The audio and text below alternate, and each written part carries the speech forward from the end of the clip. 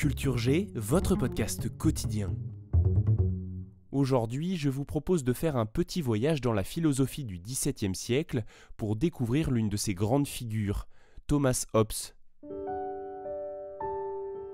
Le petit Thomas naît le 5 avril 1588 à Westport en Angleterre. C'est un garçon incroyablement précoce.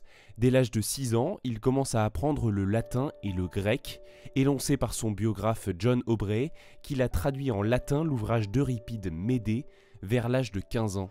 Oui, c'est un petit garçon très intelligent. Ce qui est assez étonnant, c'est que les œuvres qui ont fait passer Thomas Hobbes à la postérité, il les a toutes écrites après l'âge de 50 ans. La plus célèbre, c'est le Léviathan, sorti en 1651. Le titre est emprunté au monstre aquatique du livre de Job dans la Bible. Sous la plume de Hobbes, c'est une métaphore qui symbolise l'État souverain.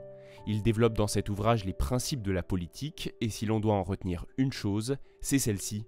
Hobbes pense que le pouvoir absolu du souverain n'est pas fondé sur un droit divin, mais sur un contrat social.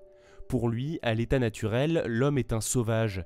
Il reprend la célèbre formule de Plaute, l'homme est un loup pour l'homme. Ce qui lui permet de sortir de cette vie quasi animale où règne la loi du plus fort, c'est un contrat social qui donne le pouvoir à l'État. C'est l'avènement du Léviathan. Son terrible Léviathan te pourchassera. Il fera à nouveau sombrer le Black Pearl et toi avec lui. Thomas Hobbes meurt en 1679 à l'âge de 91 ans. Il est aujourd'hui considéré comme l'un des principaux fondateurs de la pensée politique moderne. Merci d'avoir écouté Culture G. Si cet épisode vous a intéressé, n'hésitez pas à nous le dire et à le partager. À demain!